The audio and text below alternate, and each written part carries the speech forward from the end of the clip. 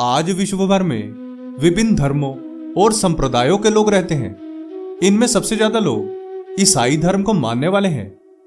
Report के अनुसार विश्व की करीब 31% जनसंख्या ईसाई धर्म को मानती है।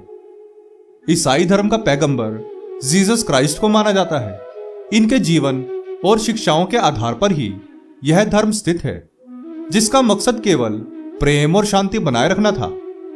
लेकिन इस संप्रदाय से जुड़े लोगों ने पूरी दुनिया पर राज करने के लिए इसको हर एक देश में फैलाना शुरू कर दिया और आज दुनिया भर में सबसे ज्यादा जनसंख्या ईसाई धर्म के लोगों की है।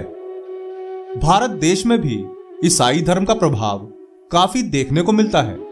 शुरुआत में अंग्रेजों ने और आजादी के बाद इन ईसाई मिशनरियों ने यह धर्म परिवर्तन का खेल जारी रखा और बीते हुए हजारों सालों के अंदर जीसस क्राइस्ट के नाम पर यह धर्म परिवर्तन का खेल होता रहा। लेकिन आज हम आपको बताने वाले हैं जीसस से जुड़ी कुछ ऐसी जानकारी के बारे में जिससे यह साबित हो जाएगा कि जीसस क्राइस्ट ने भी सनातन धर्म की शिक्षा ली थी। क्या आप जानते हैं कि ईसाई धर्म के पैगंबर जीसस क्राइस्ट ने सनातन धर्म की शिक्षा कैसे ली? यदि नहीं तो वीडियो को अंत तक अवश्य देखिए।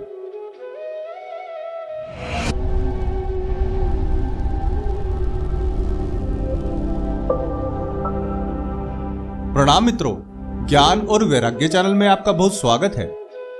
यदि आपने अभी तक हमारे चैनल को सब्सक्राइब नहीं किया तो जल्दी से कर लें और वीडियो को लाइक करना ना भूलें। तो आइए शुरू करते हैं आज का यह वीडियो। जब भी ईसाई धर्म की बात आती है तो जीसस क्राइस्ट यानी ईसा मसीह का नाम पैगंबर के रूप में सामने आता है। ईसा मसीह के बारे में समय समय पर कई तरह की बातें सामने आती रहती हैं, जिनमें से कुछ बातों पर अभी शोध भी चल रहा है। कुछ शोधकर्ताओं के अनुसार जहां एक तरफ ईसा मसीह का संबंध भारत से बताया जा रहा है, वहीं दूसरी तरफ उन्हें भगवान श्री कृष्ण का भक्त भी कहा जा रहा है। यह जानकारी सच है या झूठ, इसका दावा हम नहीं करते। तो चलिए जानते हैं ईसा मसीह का भारत और भगवान श्री कृष्ण से होने वाले संबंध के पीछे की जानकारी। बाइबल के अनुसार ईसा मसीह का जन्म बेथलेहम में हुआ था, जिसे आज फिलिस्तीन के नाम से जाना जाता है। बाइबल में केवल उनके 12 वर्ष की आयु तक उनके जीवन के बारे में बताया गया है।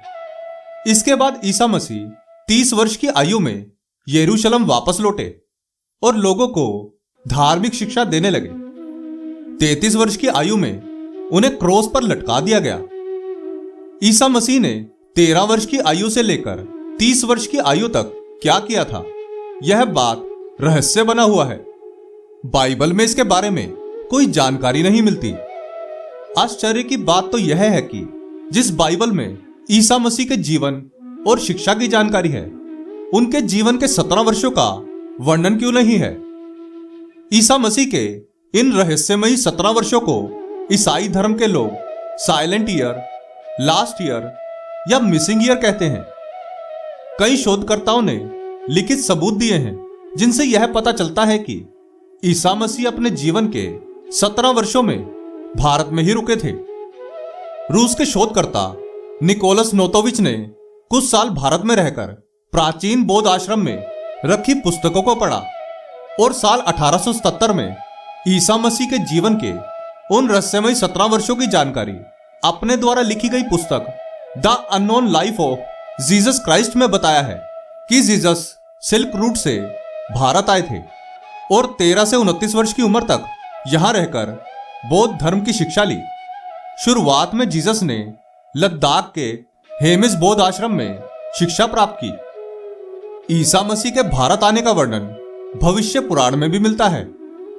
भविष्य पुराण के अनुसार राजा शालिवाहन हिमालय की तरफ जा रहे थे, जहां उन्होंने तिब्बत मानसरोवर के पास एक व्यक्ति को देखा जो ध्यान में बैठा हुआ था। राजा के पूछने पर ईसा ने कहा कि मैं भगवान का पुत्र ईसा हूं और मैं विदेश से आया हूं जहां कोई नियम और कानून नहीं है। भविष्य पुराण के जिस श्लोक में इसका वर्णन है, आप इसे देख सकते हैं। इयान कार्डवेल की किताब फिफ्थ गॉस्पेल में लिखा है कि ईसा 17 वर्ष तक भारत में रहे। इस दौरान उन्होंने नाथ संप्रदाय से भी शिक्षा ली थी। 30 वर्ष की उम्र में ईसा मसीह यरूशलेम वापस लौट आए थे और लोगों को शिक्षा देने लगे थे। 33 वर्ष की उम्र में इन्हें शूली पर चढ़ा दिया गया था और उनको मरा हुआ मानकर दफन कर दिया गया था। शूली में चढ़ते समय ईसा मसीह ने अपने प्राण समाधि में लगा दिए थे, जिससे लोगों को लगा कि वो मर गए हैं। जब जीसस के गुरु महाचेतनानाथ ने ध्यान के द्वारा देखा कि उनके शिष्य को जीवित ही कब्र में दफना दिया गया है, तो अपनी काया को हिमालय में छोड़कर सूक्ष्म शरीर के द्वारा यरूशलेम पहुंचे और जीसस को कब्र से निकालकर वापस भारत ले आए, जिसके बाद जीसस ने अपने बाकी का जीवन भारत में ही बिताया, जहां उनका नाम ईसानाथ रखा गया। शोधकर्ताओं के अनुसार ईसा मसीह ने कश्मीर में समाधि ली थी। दावा किया जाता है कि रोजाबल शाइन ईसा मसीह की कब्र है। बीबीसी पर प्रकाशित एक रिपोर्ट के अनुसार श्रीनगर के एक पुराने शहर की इमारत को रोजाबल का नाम दिया गया है, जहां ईसा मसीह का शव रखा हुआ है। इसके पास रखे पत्थर पर कील ठुके पैरों के निशान हैं, जिससे यह अनुमान लगाया जा सकता है कि ईसा मसीह को शूली पर चढ़ाते समय जो कील ठोके गए थे उसी के निशान हैं। लुइस जैकोलियत ने अपनी पुस्तक द बाइबल इन इंडिया में लिखा है कि ईसा भारत भ्रमण के दौरान जगन्नाथपुरी भी गए थे। वह श्री कृष्ण के भक्त भी थे।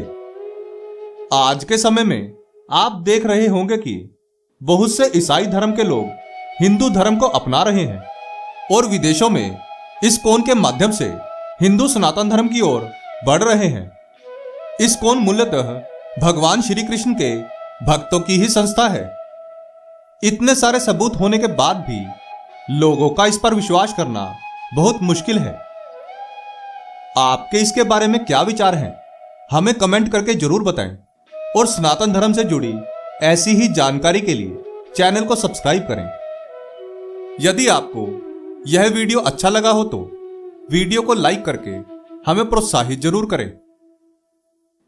आशा करते हैं कि हमारी प्रस्तुति आपको काफी पसंद आई होगी। आपसे अनुरोध है कि आप इस वीडियो को ज्यादा से ज्यादा लोगों तक पहुंचाने के लिए लाइक, शेयर और सब्सक्राइब करें। धन्यवाद।